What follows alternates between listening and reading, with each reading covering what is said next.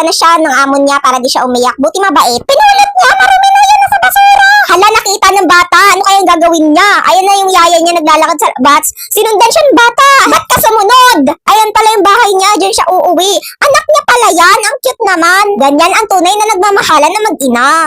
Hoy, yung bata! Sunod na sunod!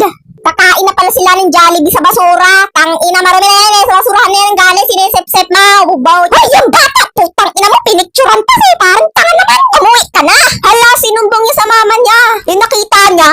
Kaya naman nagdala siya ng karne na mamahalin. Tapos ito namang bata naglagay ng damit sa bag niya. Ano kayang gagawin nila? Pupunta sila doon sa yayan nila na mahirap. Magyakapan sila. Magjowa na ba sila? Ayan na yung pamilya nila. Mag-asawa na pala silang dalawang babae. Tapos binigyan niya ng damit. Pwede pala magjowa ang dalawang babaeng pusa. Wow, tapos binigyan na sila ng bagong bahay. Mayaman kasi yung babae na pink at masaya na sila, di ba?